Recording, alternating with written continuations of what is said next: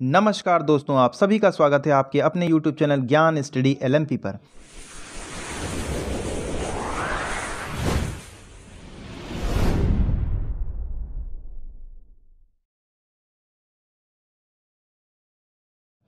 अगर दोस्तों अभी तक आपने चैनल सब्सक्राइब नहीं किया है तो चैनल सब्सक्राइब कर लें और बेल आइकन को दबाना ना भूलें, जिससे आपको नई वीडियो की जानकारी प्राप्त होती रहे।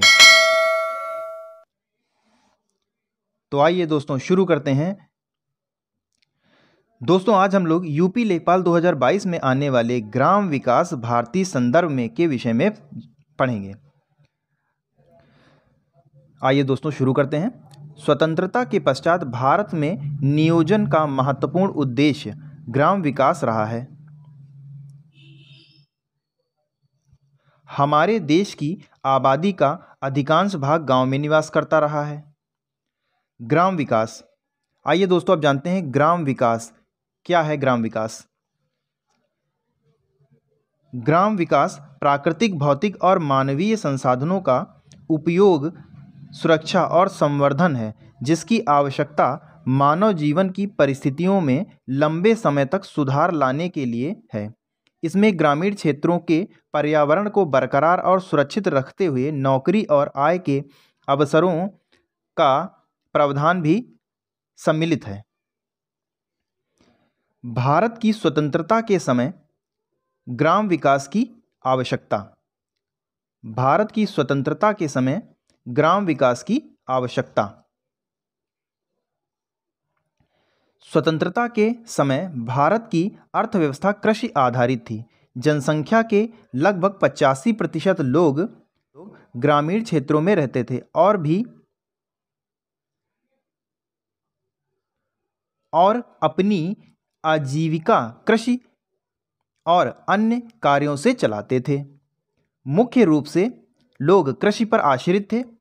फिर भी उपनिदेशक सरकार के निर्यात की जाने वाली फसलों जैसे कपास, जूट और चाय को छोड़कर शेष में सिंचाई सुविधा पर ध्यान नहीं दिया जाता था।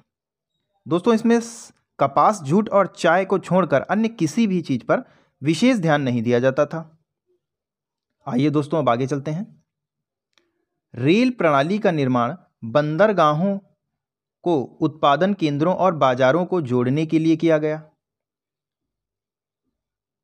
औद्योगिकरण का आधार बहुत ही संकीर्ण था, जो कुछ शहरों और राज्यों तक ही सीमित था और ग्रामीण क्षेत्रों के साथ बहुत ही कम जुड़ा था। अब आइए दोस्तों देखते हैं भारत में कृषकीय वर्ग देखते हैं। अब भूमि वर्ग की संरचना उस क्षेत्र की सामाजिक, आर्थिक, भौगोलिक, राजनीतिक व प्रशासनिक परिस्थितियों पर निर्भरता की वजह से भिन्न भिन्न होती थी।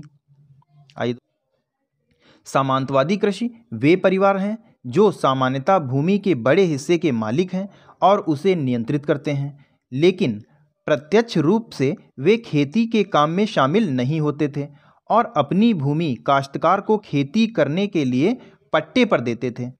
भूमि से उनकी आय का मूल स्रोत काश्तकार द्वारा दिया गया किराया था। फसल के रूप में किराया पुनः एक निश्चित मात्रा में काश्तकार द्वारा उपजाई गई फसल का एक निश्चित हिस्सा हो सकता था, जबकि नगद किराया सामान्यतः एक निश्चित राशि होती थी। काश्तकार वर्ग सामान्यतः पारिवारिक श्रम के माध्यम से स्वयं और छोटे खेती बाड़ी करने वाले घरों के रूप में पहचाने जाते थे। आइए दोस्तों आगे चलते हैं। अब दोस्तों दूसरा कृषि वर्ग है जो था वो था पूंजीवादी कृषि प्रणाली। आइए दोस्तों देखते हैं इसके बारे में। वे किसान जो काफी भू संपत्ति के स्वामी हैं या नियंत्रित करते हैं और जो अपने खेतों में खेती बाड़ी श्रमिकों की सहायता से अपने स्वयं के निर्देशन या प्रतिनिधि मार्गदर्शन से करवाते हैं, उन्हें पूंजीवादी किसान कहा जाता था। वे स्वयं सीधे रूप से कृषि गतिविधियों में कार्यरत थे। वे स्वयं सीधे कृषि के गतिविधियों में कार्यरत नहीं होते थे, बल्कि वो श्रमिकों की सहायता से खेती करवाते थे। तो दोस्तों आइए आगे चलते हैं। दोस्तों अब इसी पर आधारित आइए कुछ प्रश्न हम करते हैं। ग्रामीण समाज में कौन से वर्ग की जनसंख्या सबसे अधिक है? ए उद्योगपति, बी व्यापारी, सी कृषक, डी बुद्धिजीवी। दोस्तों इसमें जहाँ तक बात करते हैं ग्रामीण समाज की, तो अभी हमने पढ़ा कि कृषक पर पूरी तरह से आधारित थी और ग्रामीण जनसंख्या जो थी वो कृषि की ज़्यादा थी। दोस्तों बात करते हैं सेकंड क्वेश्चन की। गांव में स्थायित्व में कौन सा आधार मुख्य रहा है? आदि समाज, जमींदारी प्रथा, कृषि व्यवसाय, दास प्रथा। तो दोस्तों इसमें भी कृषि व्यवसाय ही प्रथम रहा है। अभी हमने पढ़ा था ये इस चीज़ को। अगला क्वेश्चन लेते हैं। ग्रामीण समाज में मुख्य व्यवसाय के रूप में निम्नलिखित में से किसे अपनाया जाता है? ए पशुपालन को, बी कृषि को, सी वस्तुओं का निर्माण, डी उद्योग। तो दोस्तों जहाँ तक ग्रामीण समाज की बात करते हैं वहाँ पर कृषि ही मुख्य रूप से अपनाया जाने वाला व्यवसाय है। दोस्तों अगले क्वेश्चन पे चलते हैं। ग्रामीण समाज के लोगों का प्रकृति से किस प्रकार का संबंध होता है?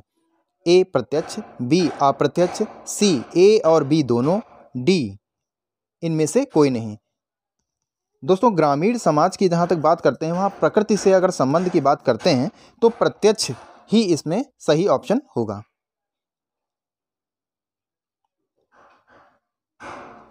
तो धन्यवाद दोस्तों। कैसे लगी आज की क्लास कमेंट में ज़रूर बताएं, और अगर क्लास अच्छी लगी हो तो लाइक करें, सब्सक्राइब करें। धन्यवाद।